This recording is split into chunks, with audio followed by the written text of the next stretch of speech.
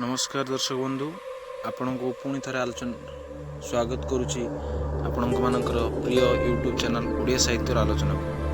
आज आम आलोचन विषय वस्तु नहीं फल्गु एकांकिका, एक सुंदर करुण रसात्मक एकांकिका, सामाजिक एकांकिका। तो प्रथमे जानिबा आम एकांकिका क्या कहवा। एक अंकरे गठित शब्द दृश्यमान नाटक को एकांकिका कहुए। नाटकर क्षुद्र रूप ही एकांकिका। तो आज आम आलोचनार विषय जहाँ नहीं फल्गु एकांकिकाटी नाट्यकार मनोरंजन दास द्वारा रचित। मनोरंजन दास विषय में अधिक जानापी चाहिए 1923 मसीह से जन्मग्रहण कर 2013 मसीह मृत्युवरण कर। ओडिया नवनाट्य आंदोलन पुरोधा मनोरंजन दास स्वकीय अनुभूति और अभिज्ञता को पुंजीभूत नाटक रचना कर जीवन नूतन मूल्यबोध को व्याख्या कर आदर्श रचित नाटक गुड़िक मध्य बनहंसी, अरण्य फसल, अमृत सत्य, अमृतस्य पुत्र, काठगड़ा इत्यादि उल्लेख थे। अरण्य फसल नाटक केंद्र साहित्य एकाडेमी द्वारा पुरस्कृत। छोट नाटक पर से ओडिशा साहित्य एकाडेमी पुरस्कार पाई। आकाशवाणी कार्य करने अवसर से बेतार नाटक गुड़िक प्रसारण कर सुजोग पाई। रचित छोट नाटक फल्गु गोटे मध्यवित्त परिवार चित्र बहन कर। आर्थिक अभाव जे परिवार हसखुशी और व्यक्तिर सृजनशीलता को मान कर पारे नहीं, एकांकिकार अत्यंत सरस और स्वाभाविक शैली उपस्थापित होइछि। आसंतु फ्रेंड्स से फल्गु एकांकिकाटी को आलोचना करिबा। तो एथिरे चरित्र मान अछंती सुब्रत बाबू जे कि जणे कॉलेज रो अध्यापक, किंतु तांकर परिवार रो अवस्था खूब शोचनीय। तांकर स्त्री प्रीति वो महापात्र बाबू जे कि जणे मिलिटारी ऑफिसर, तांकर पुओ बेबी वो अन्य जणे चरित्र अछंती। तांकर सुब्रत बाबूंकर पुराना प्रेमिका। छोट एक ड्राइंग रूम रे खंडे आराम चौकी, केते खंड अन्य चौकी और गोटे टेबुल उपरे टेबुल क्लॉथ परिवर्ते केते खंड पुराना खबर कागज पड़ा जाइछि। चौकी गुड़िकर दरभंगा अवस्था दारिद्र्यर रूप सुस्पष्ट। घरर दांड दरजा पाद प्रदीपर विपरीत दिगक से दरजा खोलिले इटार भंगा कंपाउंड वाला आ दरभंगा काठर फाटक आखिरे पड़े। घरर डाहाण पाखरे अन्य दरजा, से दरजा आर पाखरे भीतर को बारंडार घर, बाँ पाखरे गोटे झरका आर पाखरे प्राय 40-50 फुट छाड़ी अन्य एक कोठा। दृश्य आरंभ होला बेलू बाँ पाख झरका पाखरे से दिगरू भासी आसुथिला एक बंशीर स्वर शुणी तन्मय होई ठिया होइथांती सुब्रत को बयस 35 पाखापाखि। सुंदर चेहरा अथच दुर्बल देह। घरर दुईटी जाक दरजार कबाट आउजा थाए। बंशी रे भासी आसुथाए पूरबीर रागिणी। बाँ डाहाण दरजा आर पाखरु खड़खड़ शब्द है। सुब्रत कहउछन, भीतर को आस, कबाट आउजा हेछि, भीतर को आस। प्रीति फाजलामी होछि ना, देखिबो भीतर झिंझिरी लगाई देबी। से झरका पाखरु जाई से कबाटर झिंझिरी लगाई देले। हठात बंशी स्वर बंद हो गला। प्रीति आर पाखरु कहउछन, अरे सते सते झिंझिरी लगाई देल ना कौन? पुणी कबाट भीतर शब्द फिटा फिटा जलखिया खाइब नहीं। सुब्रत कबाट फिटाइले। बसी आसिले प्रीति। बयस 30 पाखापाखि, दुर्बल चेहरा। सुब्रत कहीं जलखिया सते आज भल कर कौन जलखिया कॉलेज रू फेरिबा बेले बेस भोक करुला। प्रीति कहले, भोक पेटरे तुम कहीं बजार किसी न खाई आसिलटी? अरे एका बेले जे ए घर को आसीथिबा नुआ मनीषटी परी कथा कहलटी। गला बेले पकेट रे केते पैसा देइथिल? प्रीति कहउछ, पैसा आ कौन आनी? तेमे मते जहा देइथिल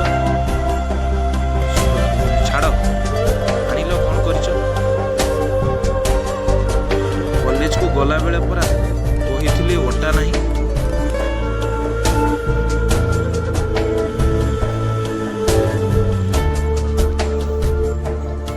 ଠିକ ଅଛି। ଶୋଇଲା ଘର ସେଲ୍ଫ ଉପର ଥାକରୁ ସେଇ ବଡ଼ ବହିଟା ଆଣ। ଚାଲି ଯାଉଥିଲେ ସୁବ୍ରତ ଆଗେଇ ଯାଇ ତାଙ୍କ ଆଗରେ ଛିଡ଼ା ହୋଇ ବାଟ ଓଗାଳି, ନା ନା ତୁମେ ଯାଅ ନା। କ'ଣ ଯେ ତୁମେ କୁହ।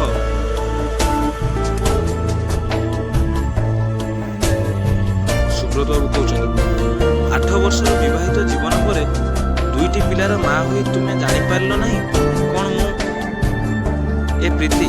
ସତ କହିଲ ମୁଁ କ'ଣ? ପ୍ରୀତି କହୁଛନ୍ତି,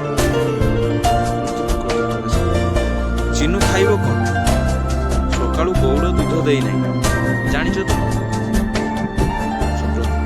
ବାଲି କରି ଆଜି ଚଳେଇ ଦିଅ। ଅବସାଦରେ ଗୋଟିଏ ଚୌକିରେ ଯାଇ ବସିବ। ପ୍ରୀତି ଡାହାଣ ପାଖ ଦରଜା ଦେଇ ଘର ଖଞ୍ଜା ଭିତରକୁ ପଶିଗଲା। ବାଁ ପାଖ ଝରକା ଆରପାରି ପୁଣି ଭାସି ଆସିଲା ବଂଶୀରେ ପୁରବିର ଗଛ। ସୁବ୍ରତ ଉଠି ଯାଇ ଝରକା ପାଖେ ପୁଣି ଛିଡ଼ା ହେଲେ। କିଛି ସମୟ ପରେ ବହି ଧରି ପଶି ଆସିଲେ ପ୍ରୀତି। ଆରେ ସେଠି ସେମିତି ଛିଡ଼ା ହୋଇଛ କ'ଣ? ଶୁଣିପାରୁଛ କ'ଣ? କିଏ ବଜାଉଛି?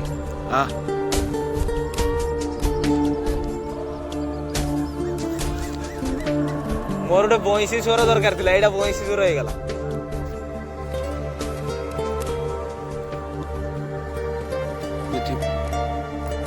ବହି ନିଅ। ନା ଥାଉ, ବେଶ ବଜାଉଛି। ଆଜି ପଢ଼ାପଢ଼ି ସବୁ ବନ୍ଦ ଥାଉ। ଆସ ନା ବସି ବସି ଶୁଣିବା। ଦେଖିଲ ସୂର୍ଯ୍ୟ କେମିତି ଅଧେ ତଳକୁ ପଶିଗଲାଣି। ଦେଖିଲ ଗୋଧୂଳି କେମିତି ଆସ୍ତେ ଆସ୍ତେ ନିଷ୍ପ୍ରଭ ହୋଇଯାଉଛି। ଆସ ନା ଏଠି ବସି ବସି।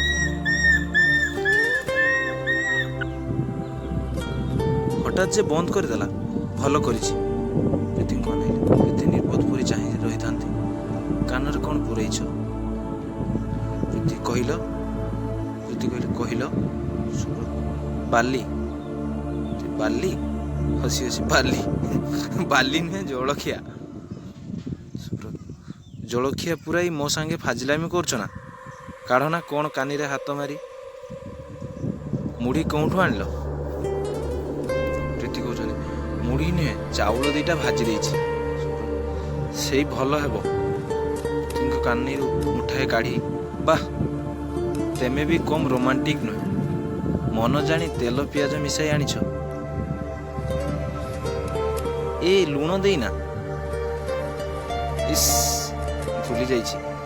ବସିଥା କି ମୁଁ ସଙ୍ଗେ ସଙ୍ଗେ ଲୁଣ ଗୋଳେଇ ଆଣୁଛି। ସେ ପୁଣି ଡାହାଣ ପାଖ ଦରଜା ଦେଇ ବାହାରି ଯାଉଥିଲେ। ଦାଣ୍ଡରେ ମୋଟର ବ୍ରେକ୍ କରିବା ଶବ୍ଦ ଶୁଣାଗଲା। ଫାଟକ ଆଗରେ କାର୍ଟା ଅଟକିଲା କି କ'ଣ? ସୁବ୍ରତ କହିଲେ। ଦାଣ୍ଡ ଦରଜା ପାଖକୁ ଯାଇକି ସୁବ୍ରତ କହିଲେ, ହଁ ତ। ପ୍ରୀତି କହୁଛନ୍ତି, କାରରୁ ଇଆଡ଼କୁ ଆସୁଛନ୍ତି ନା କ'ଣ କିଏ? କେବେ ତ ଦେଖିଲା ପରି ମନେ ହେଉନାହିଁ। ପ୍ରୀତି ଆସ୍ତେ କହିଲେ, ହେ ଚାଉଳ ଭଜା ଗୁଡ଼ାକ ଭିତରେ ରଖିଦେଇ ଆସେ। ଭଦ୍ରଲୋକ ଦେଖିଲେ କ'ଣ ଭାବିବେ? ପ୍ରୀତି ଭିତରକୁ ପଶିଗଲେ। ଦାଣ୍ଡର ବାରଣ୍ଡା ଉପରକୁ ଉଠି ଆସିଲେ କ୍ୟାପ୍ଟେନ ମହାପାତ୍ର। ସୁବ୍ରତଙ୍କ ସମବୟସ୍କ, ଲମ୍ବା ଚଉଡ଼ା ଚେହେରା, ଖୁବ୍ ସ୍ୱାସ୍ଥ୍ୟବାନ। ସେତେବେଳେ ସୁବ୍ରତଙ୍କ ସାମ୍ନାରେ ମହାପାତ୍ର ଉପସ୍ଥିତ। କ୍ୟାପ୍ଟେନ ମହାପାତ୍ର କହୁଛନ୍ତି, ଏଇଟା ଅଧ୍ୟାପକ ସୁବ୍ରତ ପଟ୍ଟନାୟକଙ୍କ ଘର? ସୁବ୍ରତ କହୁଛନ୍ତି, ଆଜ୍ଞା। ଆରେ ବେବି, ଏଇ ଘରଟା ପିଉସୀକୁ ଆସ୍ତେ ଧରି ଗାଡ଼ିରୁ ଓହ୍ଲାଇ ଦେ। ପଛ ସିଟ୍ରୁ ମୋ ହାତ ବ୍ୟାଗ୍ଟା ଆଉ ଟାୱେଲଟା ଆଣିବୁ। ଓ, ଆପଣ ତାହେଲେ ସୁବ୍ରତ ପଟ୍ଟନାୟକ? ମୁଁ ସୁବ୍ରତ। ଆପଣ?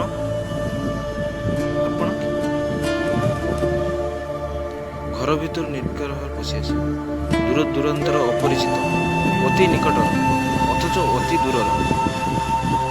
ସେ ଘର ଭିତରକୁ ଫେରି ଆସିଥାଏ। ମାନେ ସୁବ୍ରତ, ପ୍ରୀତି ମୋର। ଓହୋ ନମସ୍କାର। ନମସ୍କାର ନବୁ।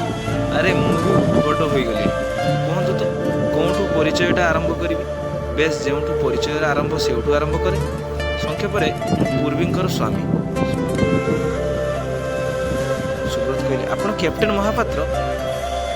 କେଉଁ ଯୁଗରେ କ୍ୟାପ୍ଟେନ୍ ଥିଲି, ଏବେ କଣ୍ଟ୍ରାକ୍ଟର। ଦାଣ୍ଡ ଦରଜା ପାଖକୁ ଉଠି ଯାଇ, ବେବି ଟାୱେଲଟା ଆଣିବାରେ କ'ଣ ଏତେ ଡେରି ହେଉଛି? ଝରକାଟା ବନ୍ଦ କରିଦିଅ ପ୍ରୀତି, ବହୁତ ଧୂଳି ସେ ପାଖରୁ ଆସୁଛି। ପ୍ରୀତି ଝରକା ବନ୍ଦ କରିଦେଲେ। ମହାପାତ୍ର, ଆମକୁ ଏମିତି ଦେଖି ଖୁବ୍ ବିଚଳିତ ହୋଇପଡ଼ୁଛନ୍ତି ନା ଆପଣ ଦୁହେଁ? ପୂର୍ବିଙ୍କ ସହିତ ବିବାହର ଏ 12 ବର୍ଷ ହେଲା। ମୁଁ ଭାବୁଛି ସେମିତି ଥରେ ଆପଣଙ୍କ ସଙ୍ଗେ ଦେଖା ହୋଇଯିବ ବୋଲି। କିଏ ଜାଣିଥିଲା ଏମିତି ଆକସ୍ମିକ ସାକ୍ଷାତରେ ଯୋଗ ପଡ଼ିଯିବ। ବସି ଆସିଲା ବେବି, 9-10 ବର୍ଷର ସ୍ୱାସ୍ଥ୍ୟବାନ ପିଲା। ବାପା, ପିଉସୀ ଗାଡ଼ିରୁ ମୋଟେ ଉଠୁନାହିଁ।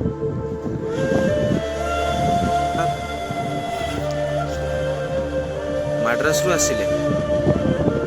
ମହାପାତ୍ର, ହଁ, ମାଡ୍ରାସ ତ ଘର କରିଗଲେଣି। ସେଠୁ ଡ୍ରାଇଭ୍ କରି ଆସୁଛି। ରାଉରକେଲାରେ ବଡ଼ ଗୋଟିଏ କଣ୍ଟ୍ରାକ୍ଟ ପାଇଛି। ଗଲେ ମୁଁ ତ ପ୍ଲେନ୍ରେ ଯାଏ। ଏଥର ବେବି କହିଲା, ବାପା କାର୍ରେ ଚାଲ, ମୁଁ ଯିବି। ଭାବିଲି ମନ୍ଦ ହେବନି। ଆରେ ଆମେ ତ ଆପଣଙ୍କ ଘରକୁ କଟି ଚାଲି ଯାଇଥାଉ। କାଠଯୋଡ଼ି ପୋଲ ଉପରେ ହେଉଛି। ବେବି କହିଲା, ବାପା ଏଇଟା କଟକ ନା? ହଠାତ୍ ମୋର ମନେ ପଡ଼ିଗଲା ଆପଣଙ୍କ କଥା। ଅବଶ୍ୟ ଚୌଦ୍ୱାର ଗେଷ୍ଟ ହାଉସ୍ରେ ଆମ ପାଇଁ ସବୁ ବ୍ୟବସ୍ଥା ହୋଇଛି। ତଥାପି ମହାନଦୀ ଫେରିଲେ ପାରି ହେବୁ 2 ଘଣ୍ଟାରୁ ତ କମ୍ ଡେରି ହେବନି। ଭାବିଲି ଆଉ କିଛି ନହେଲେ ତ ଟିକିଏ ପୋଛାପୋଛି କରିନେବି। ସୁବ୍ରତ କହିଲେ, ଖୁବ୍ ଭଲ କରିଛନ୍ତି। ଆରେ ପ୍ରୀତି, ଯାଅ ଚୁଲିଟା ଲଗାଅ, ଚା' ଟିକେ କର। ଅବେଳରେ ପରିଶ୍ରମ ପଡ଼ିଯିବ ବୋଲି ଡରି ଯାଉଛନ୍ତି କି ନବାବୁ? ବେଶୀ ଜଞ୍ଜାଳରେ ପକାଉ ନାହିଁ। ବେବି ପାଇଁ ତୁମେ ଚିନ୍ତା କରିବ ନାହିଁ। ସଞ୍ଜବେଳେ ସେ ଫଳ ଆଉ ଦୁଧ ଛଡ଼ା ଅନ୍ୟ କିଛି ଖାଏ ନା। ସେଥିରେ ବା ତୁମର ପରିଶ୍ରମ କ'ଣ? ଗୋଟିଏ ତ ପ୍ଲେଟ୍ ଫଳ ଦେଇଗଲେ ତାର ଚଳିଯିବ। ମୋରି ପାଇଁ ଯାହା ଟିକେ ପରିଶ୍ରମ ପଡ଼ିବ। ଦେହଟା ଯେମିତି ଲମ୍ବା ଚଉଡ଼ା, ଖାଇବାଟା ଯେମିତି ସେମିତି ନ ହୁଏ। ସେ ପ୍ରୀତି, ରାକ୍ଷସ ତ ଆପଣ ନୁହନ୍ତି। ଜାଣିଲ ନବାବୁ, ରାକ୍ଷସ ନହେଲେ ବି 8ଟି ଅଣ୍ଡାର ଆମଲେଟ୍। ମୋଟେ 8ଟା ତ। ଏତେ ବଡ଼ ବଡ଼ ଅଣ୍ଡା ବାଛି ଡର୍ଜନେ ଅଣ୍ଡାର ଆମଲେଟ୍ କରିଆଣ ତ। ମିଲିଟାରୀ ଲୋକ କି ନା? ସେ ରସିକତା କରି ହସି ଉଠିଲେ। ମହାପାତ୍ର, ଡରିବାର କାରଣ ନାହିଁ ନବାବୁ। ମିଲିଟାରୀ ଲୋକ, ହଜମ ହୋଇଯିବ। ବେଶ ଡର୍ଜନେ ଅଣ୍ଡା ହିଁ କର। ଆରେ ମୁଁ ଯେ ବସି ଗପିବାରେ ଲାଗିଲି। ଏପାଖ ବାରଣ୍ଡାରେ ଗଲେ ବାଥରୁମ୍ଟା ତ ନା। ଏ ଅବେଳରେ ଆଉ ଗାଧେଇବି, ପୋଛାପୋଛି ଟିକେ ହୋଇପଡ଼ିବି ଖାଲି। ବେବି କହିଲେ, ପ୍ରୀତି ଦରକାର ନାହିଁ, ମୁଁ ତ ସିଧା ଚାଲିଯିବି। କ୍ୟାପ୍ଟେନ୍ ମହାପାତ୍ର ଟାୱେଲଟା ଧରି ଡାହାଣ ପାଖ ଦରଜା ଦେଇ ଖଞ୍ଜା ଭିତରକୁ ବସିଗଲେ। ତାଙ୍କ ପଛେ ପଛେ ବେବି। ତୁମେ କ'ଣ ପାଗଳ ହୋଇଗଲଣି ନା କ'ଣ? ଘରେ କିଛି ନାହିଁ ଜାଣିବି, ତୁମେ ଖାଲି ଚା' ତ ନୁହେଁ, ଅଧ ମଗେ କଫି, ଫଳର ପ୍ଲେଟ୍, ଦୁଧ 12ଟା ଅଣ୍ଡା। କ'ଣ କରାଯିବ ପ୍ରୀତି? ପ୍ରୀତି କହୁଛନ୍ତି, କେଉଁ ପୂରବୀଙ୍କର ଇଏ କେଉଁ ପୂରବୀ? କେବେ ତ ନାଁ ଗନ୍ଧ ବି ମୁଁ ଶୁଣିନି। ପରେ ଶୁଣିବ ପ୍ରୀତି। ଆଗ ମୋ ମାନ ତଳେ ପଡ଼ିଯିବ। ଦିନେ ନାହିଁ କାଳେ ନାହିଁ, କୌଣସି ମତେ ତୁମେ। ପ୍ରୀତି କହୁଛନ୍ତି, ଘରେ ଦୁଧ ଗୁଣ୍ଡି ଅଛି, ଚା' 3 କପ୍ କରି ପକାଇ ଦେଉଛି। ସବୁ କିଣି ଆଣିଦିଅ, ଯାହା କରିବାର କରିଦେବି। ଘର ଭିତରକୁ ପଶିଗଲେ ପ୍ରୀତି। ଅଳ୍ପ ସମୟ ପରେ ଓଦା ମୁଣ୍ଡରେ ପଶି ଆସିଲା ବେବି। ବାପା କହିଲେ ମୁଣ୍ଡଟା ମୋର ଭଲ କରି କୁଣ୍ଡାଇ ଦିଅ, ଖୁବ୍ ଧୂଳି ଜମିଛି। ବେବିର ମୁଣ୍ଡ କୁଣ୍ଡାଉ। ଆରେ ଏତେ ଛୋଟ ବାଳ କରିଛୁ, ବାପା ମିଲିଟାରୀ ଲୋକ କି ନା? ଆରେ ବେବି, ତମେ ସମସ୍ତେ ତ ଆସିଲ, ଆଉ କ୍ୟାପ୍ଟେନ୍ ମହାପାତ୍ର ମୁହଁ ହାତ ଧୋଇ ସାରି ଫେରି ଆସିଲେ। ମହାପାତ୍ର କହିଲେ, ସାରା ଦିନର କ୍ରାନ୍ତି ପରେ ଟିକେ ମୁଁ ହାତ ଧୋଇଦେଲେ କି ଆରାମ। ସୁବ୍ରତ, ଦିନର ଗୋଟାଏ ବଡ଼ କାମ ସରିଗଲା। ବେବି, ଗାଡ଼ିକି ଚାଲ। ସୁବ୍ରତ, ଗାଡ଼ି କି? ବେବି କହୁଛି, ଖାଇବାନି ବାପା? ମହାପାତ୍ର କହୁଛନ୍ତି, ଭୋକ କଲାଣି। ବେବି, ଏତେ ବେଳ ହେଲାଣି ତମେ କହୁଛ ଭୋକ କଲାଣି? ମହାପାତ୍ର ବାବୁ କହୁଛନ୍ତି ଆରେ ଆଉ ଘଣ୍ଟାଏ 2 ଘଣ୍ଟା ପରେ ତ ଆମେ ଗେଷ୍ଟ ହାଉସ୍ରେ ପହଞ୍ଚିଯିବା, ମଝିରେ ଖାଲି ମହାନଦୀର ଫେରିଟା। ବେବି କହିଲେ 2 ଘଣ୍ଟା ବାପା? ସୁବ୍ରତ କହୁଛନ୍ତି ନା ନା, ସେ 2 ଘଣ୍ଟା ଅପେକ୍ଷା କରିବ କାହିଁକି? ଭାରି ଭୋକ ଲାଗୁଛି ବେବି ନା? ବେବି ଭାରି ନୁହେଁ, ଆଉ କ'ଣ ମିଛରେ କହୁଛି? ସୁବ୍ରତ ହସିଲେ। ମହାପାତ୍ର କହିଲେ ଭାରି କ୍ଷଣ ରାଗିଟା, ଠିକ୍ ତା ବୋଉ ପରି। ଆଚ୍ଛା ଠିକ୍ ଅଛି, ହଠାତ୍ ମନେ ପଡ଼ିଗଲା ଯେମିତି। ଆରେ ବେବି ପିଉସୀ କଥା ତ ଏକଦମ ଭୁଲି ଯାଇଛେ। ଯା ଯା ତୁ ଗାଡ଼ିକି ପଳା। ବେବି କହୁଛି ପିଉସୀ ପାଇଁ ମୁଁ ତେବେ କଫି ନେଇଯାଉଛି ବାପା। କ୍ୟାପ୍ଟେନ୍ ମହାପାତ୍ର ସମ୍ମତି ସୂଚକ ମୁଣ୍ଡ ହଲାଇଲେ। ବେବି ଘର ଭିତରକୁ ପଶିଗଲା। ମହାପାତ୍ର କହିଲେ ଜାଣିଲେ ସୁବ୍ରତ ବାବୁ, ଆଜି ଯଦି ମୁଁ ଆପଣଙ୍କ ଘରେ ମୁହଁ ନ ମାରି ଏ ବାଟେ ଚାଲି ଯାଇଥାନ୍ତି ନା, କିଏ ଜାଣେ ଆଉ ଜୀବନରେ ଦେଖା ହୋଇଥାନ୍ତା କି ନାହିଁ। ସତେ ମୁଁ ଭାରି ଅନ୍ୟାୟ କରିଥାନ୍ତି। ଖାଲି ଆପଣଙ୍କ ପ୍ରତି ନୁହେଁ, ପୁରବୀଙ୍କ ପ୍ରତି ମଧ୍ୟ ଯଥେଷ୍ଟ ଅନ୍ୟାୟ ହୋଇଥାନ୍ତା ମୋର। ପୁରବୀ? ଆରେ ପୁରବୀଙ୍କ ଆଗରେ ଆପଣ ତ ମଣିଷ ନୁହନ୍ତି, ଦେବତା ସତେ। ଆପଣ ବି ସେମିତି ଲେଖନ୍ତି? ନା ନା, କ'ଣ ବା ମୁଁ ଲେଖେ? ମହାପାତ୍ର ବାବୁ କହିଲେ କ'ଣ କହିଲେ? ଆପଣ ଲେଖନ୍ତି ନାହିଁ? ଆପଣ ଲେଖା ଯିଏ ପଢ଼ିଛି ନା? ସୁବ୍ରତ ବାବୁ କହିଲେ ନୂଆ ବହିଟା ମୋର ଦେଖିଛନ୍ତି? ନା ତ। ବସିଥାନ୍ତୁ, ମୁଁ ନେଇ ଆସୁଛି। ମହାପାତ୍ର ଠିକ୍ ଅଛି, ପରେ ମୁଁ ଦେଖିନେବି। ସୁବ୍ରତ କହିଲେ ମାନେ? ହଁ, ମୁଁ ଟିକେ ଭିତରୁ ଆସୁଛି। ମହାପାତ୍ର ବାବୁ କହିଲେ ଠିକ୍ ଅଛି, ନୂଆ ବୋଉ ଯାହା କରିଥିବେ ସେ ହିଁ ଯଥେଷ୍ଟ। ନାଇଁ ଯେ, ମହାପାତ୍ର କହିଲେ କିଛି ବ୍ୟସ୍ତ ହେବାର କାରଣ ନାହିଁ, ବସନ୍ତୁ ନା। ଜାଣନ୍ତି ସୁବ୍ରତ ବାବୁ, ପୁରବୀ କ'ଣ କରନ୍ତି? ଆପଣଙ୍କର ବହି ବାହାରିଛି କି ନାହିଁ କିଣି ଆଣି ସବୁଗୁଡ଼ାକ ଆମ ଆଗରେ ଟିକିନିକି କରି ପଢ଼ନ୍ତି। ସତେ? ମହାପାତ୍ର ଅବଶ୍ୟ କେତେକ ମୁଁ ଶୁଣେ, କେତେ ଶୁଣେ ନାହିଁ ବୋଲି ତାଙ୍କ ପାଖରେ ପଢ଼ିବା ଯୋଉ ନାହିଁ। ଯେ ପଢ଼ିଲା ବେଳେ ମୁଁ ହୁଏତ ରାସ୍ତା ତିଆରି କି ପୋଲ ତିଆରି କଥା ଭାବୁଥାଏ, କିନ୍ତୁ ହୁଁ ମାରିବାରେ ଭୁଲ ହୁଏ ନା ମୋର। ବେଶ ତ ଠକନ୍ତି ଆପଣ। ମହାପାତ୍ର ବାବୁ କହିଲେ ଉପାୟ ନାହିଁ, ତା ବୋଲି କିନ୍ତୁ ଆପଣଙ୍କ ପ୍ରତିଭାକୁ ମୁଁ କ୍ଷୁର୍ଣ୍ଣ କରିନି କେବେ।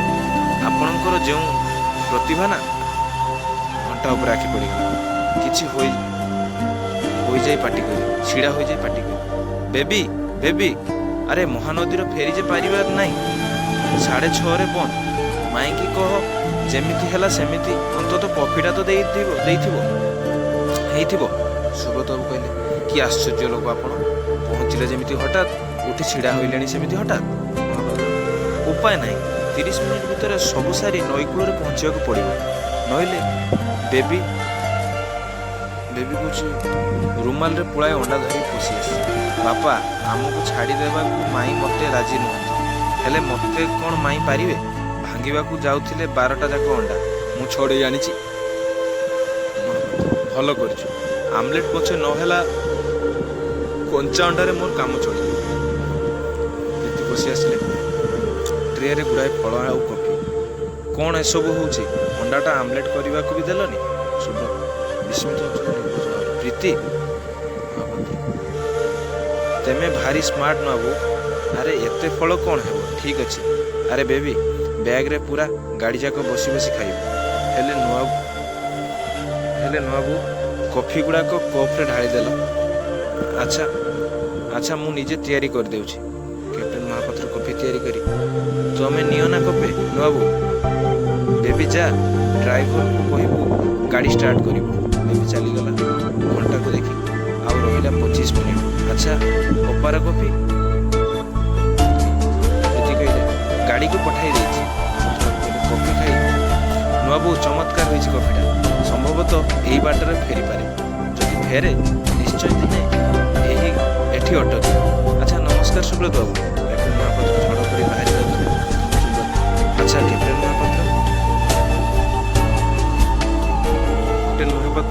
ଅନେକ କଥା ତ କହିଲେ, ପୁରବୀଙ୍କ କଥା ତ କିଛି କହିଲେ ନାହିଁ। ବେବିଙ୍କୁ ଆଣିଲେ ତାଙ୍କୁ ବି ତ ନେଇ ଆସିପାରିଥାନ୍ତେ। 3 ବର୍ଷ ହେଲା ପୁରବୀ ଆଉ ସମସ୍ତଙ୍କୁ ଛାଡ଼ି ଚାଲି ଯାଇଛନ୍ତି। ପୁରବୀ ଆମ ସମସ୍ତଙ୍କୁ ଛାଡ଼ି ଚାଲି ଯାଇଛନ୍ତି।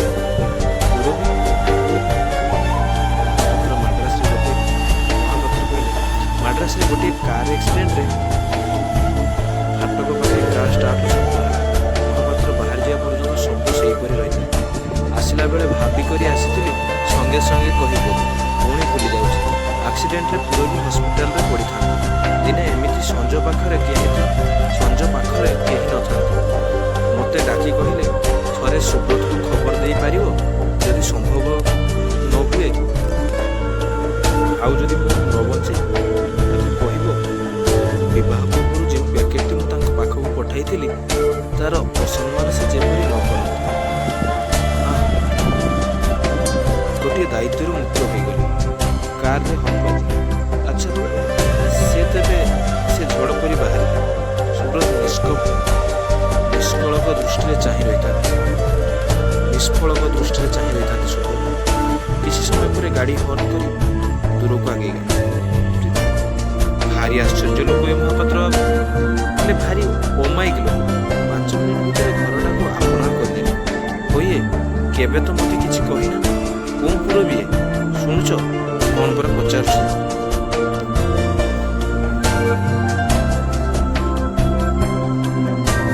କ'ଣ ପଚାରିଲ? କହିଲି ପରା କୋଉ ପୁରବି? ପୁରବି ମୋର ସହପାଠିନୀ। ଓହୋ, ସହପାଠିନୀ, ସଙ୍ଗିନୀ,